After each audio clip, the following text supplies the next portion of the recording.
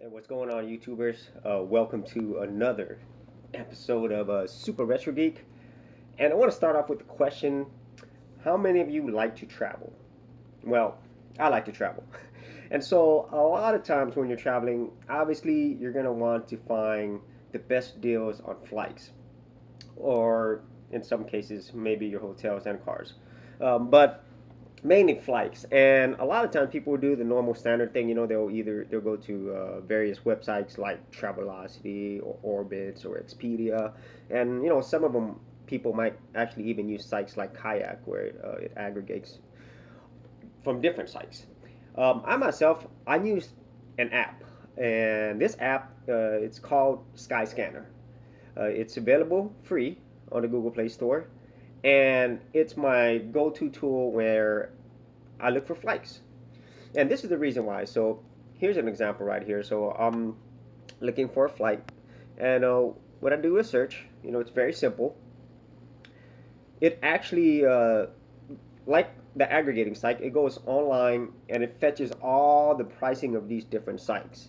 So even if you were to go to Expedia or Orbitz, a lot of these, it would actually be the same pricing that would be offered there, except it's a one-stop shop, you know. And so if you were to click on one of these, let's just say this one, um, you could actually look at the details here, which is very simple. And also, you could go ahead and book this flight. And what the app will do is it'll actually take you to a web browser and it'll connect you to the website that's actually offering this. In this case, is Flight Hub.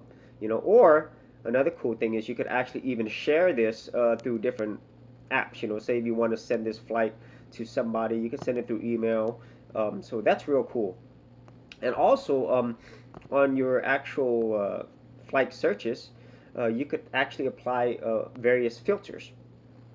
See, so you could filter it by different flights, which I love because in some places, say that you really enjoy just flying on Korean Air and you don't want to look at anything else, you could actually do that. You could just check the the actual airline that you like, you know, or also you could filter it by how many stops that you want. In some cases, you want a direct flight. In some cases, you want to try to save a little money. And most of the times, if you have more stops, it'll be cheaper. Most of the times. In this case, it wasn't.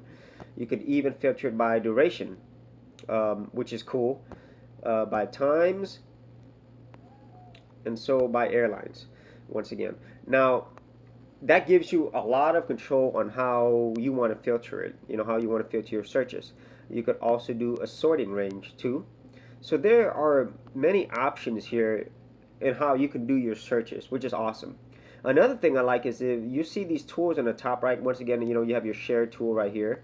Um, you have your settings.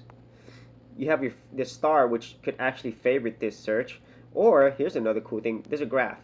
And so what the graph does is it actually breaks it down by day. So and the reason why that's important is it gives you this really cool comparison. So if you were to travel, say on the 21st versus on your expected day on the 17th, it'll actually be a little more expensive. But if you keep looking, you'll notice that some places is cheaper. So once again, another way, and this is a graphical way for you to decide which one would be best for you. And here's a good example right here. On the return date, right now I'm set to return on Monday the 22nd. Okay, if I were to return on the 15th, that would be $1,102. And if you see the very next day on the 16th, it goes all the way down to $436. That is a significant difference. So that's one of my favorite pieces of the tool is this chart. Okay, so another thing you could do is it actually saves your searches. So if I were to click on the destination, it'll look at all the previous recent searches that I've done, which is cool. Obviously here you could actually search for a different location if you want. The same thing goes from your departure. I mean, you could do that. You could change your dates, obviously.